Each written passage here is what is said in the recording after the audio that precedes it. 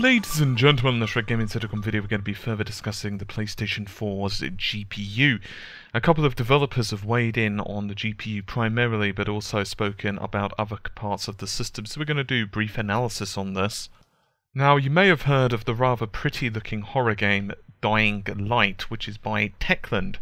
They have done a recent interview in which the senior engine programmer, and I'm probably going to pronounce this terribly wrong, but Thomas Sazlowski, I'm hoping I pronounced that correctly, has actually commented on this, specifically on the GPU.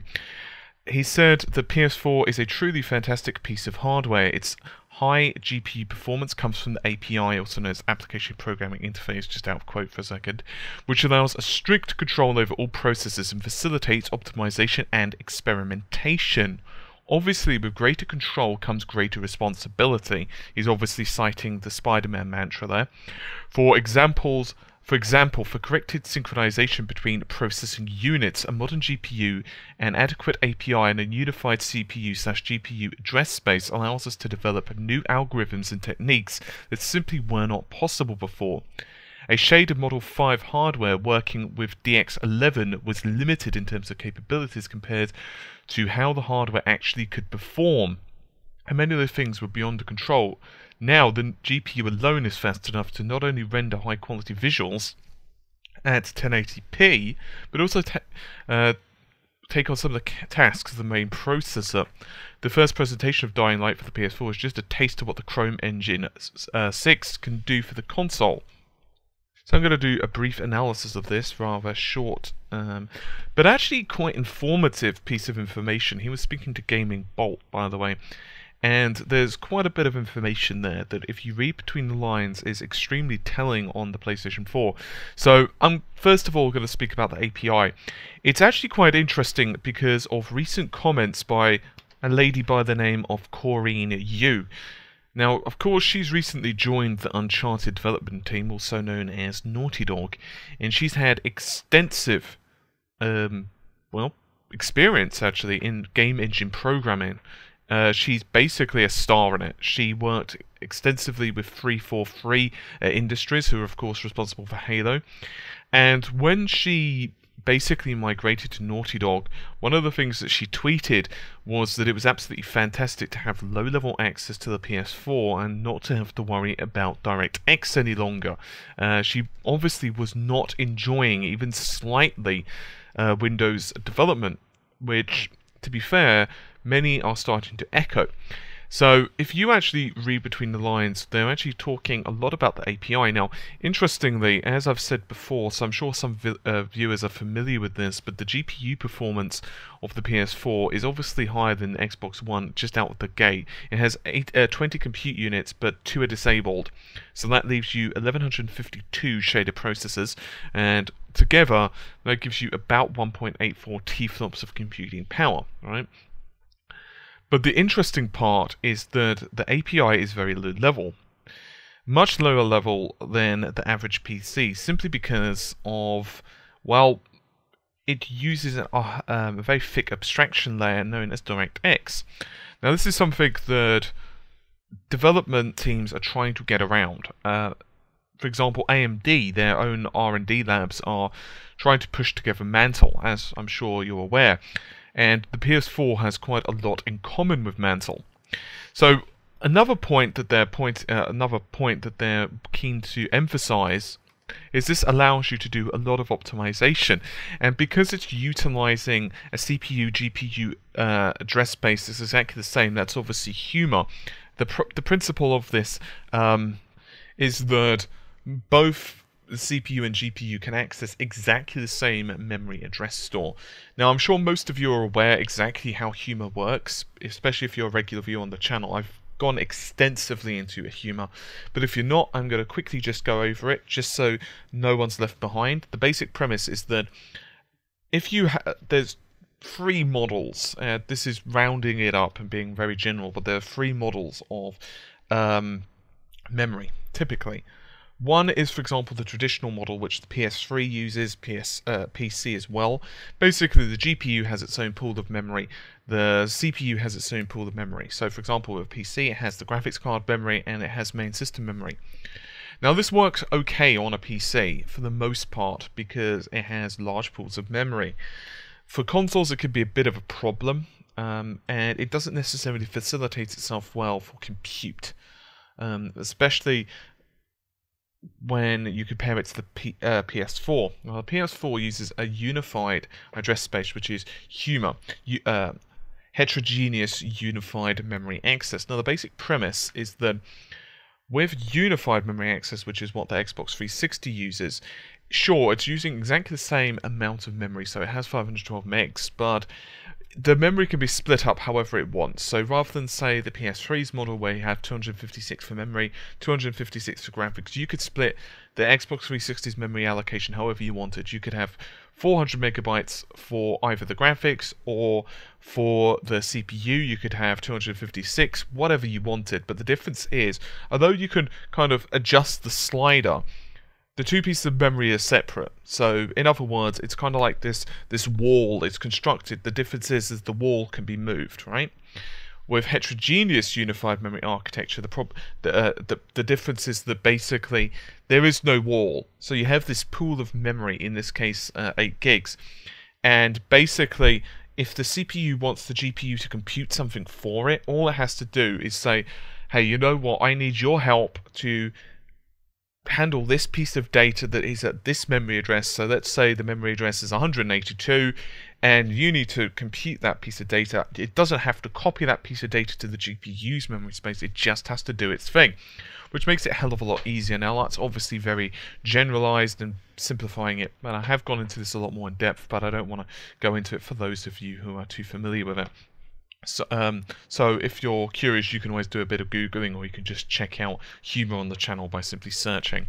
So anyway, so it's obvious with the Chrome engine 6, they're already starting to push GPU compute, which of course is going to be very integral, especially with the PS4's beefed up GPU compute architecture. Meanwhile, another developer by the name of Basement Crawl pointed out that their title is going to be running at 1080p, 60 frames per second, hopefully. The chap who was being interviewed, Aaron, pointed out that he didn't have any contact with the Xbox One, so it's hard to compare. However, if you look at the pure numbers, it seems the PS4 is more powerful. Most games run better on the PS4 with higher resolutions and FPS, so I'm pretty sure Sony did a better job in making the game's console. Pure computing power is for sure an important factor for developers, but we should also remember how easy it is to access this power. Overall, the PS4 is a great and powerful tool. Our games are not that demanding on hardware as AAA titles, but we can see how well engineered the PS4 is. So right now, things are a little bit volatile in not only the console, but also the PC space. As I was saying in my video yesterday, there were commenting on Nvidia's recent interviews and thoughts, let's go with thoughts, on PC gaming space, and their continued push that the PC is the best platform. I think there are a lot of pieces of technology right now that are trying to vie for a good position in the market, and honestly, from the developer's point of view, you're somewhat spoiled for choice. I think one of the problems with the Xbox One, and this is going purely on the comments of developers. I'm not a developer myself in terms of the Xbox One. You know, I know a little bit of programming, that type of thing, but I've certainly not got an Xbox One or development kit available. But from what they are stating, and this seems fairly unanimous, that the Xbox One is finding, well, it is a little bit more tricky, shall we say, to develop for. Although it's fairly strange because CD Projekt Red, just the other day, in another video, they were stating that the actual Xbox One they found easier to develop for, which kind of flies in the face of pretty much every other developer.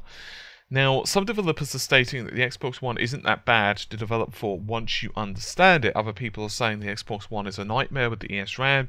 Most are saying the PS4 is actually fairly easy. I don't think I've seen anyone, apart from CD Projekt Red, who've said that it's actually a harder platform to develop for. So I'm not quite sure what's going on there. One thing is absolutely crystal bloody clear. These consoles have a lot to learn. I think it's not just a case of, oh, okay, well, we've got GPU compute, so we need to tap into that. I think there's going to be a lot in terms of getting the most out of heterogeneous, or I'm just going to call it humor for the sake of it, shorthand, an acronym, if you will. Well, it is an acronym. I think that definitely pushing humor is going to be integral and vital to the success of the PS4, but I also think there's going to be a lot to do with actually figuring out what works best on compute. I don't think you want a situation where you're just computing everything. I also feel that multi-threading programming right now is maybe not up to as good standards as what we expect. I also feel that Sony themselves are probably still quite early in some of the developmental tools, specifically on, for example, debugging. It's possible they may unlock more memory. There's about 6 gigabytes, just rounding it up, available right now for games programmers, which is fairly reasonable. But if they could, for example, increase that to, say, 7 in the future, that would definitely be good.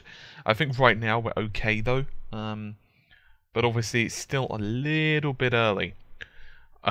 Definitely we're getting closer, however, to understanding what both consoles are capable of. Definitely some of the PS4's advanced features, for example, the beefed up compute queues and just the extra ACEs, if you will, asynchronous compute engines inside the PS4, were definitely a very smart move by the PS4 development team, who of course were spearheaded by Mark Cerny. Another thing that I definitely feel that the PS4 is going to benefit from is the volatile bit. I also feel that out of the gate, there's definitely almost kind of a consensus amongst developers that, yeah, the PS4 seems to be easier to program for, which is ultimately what you want.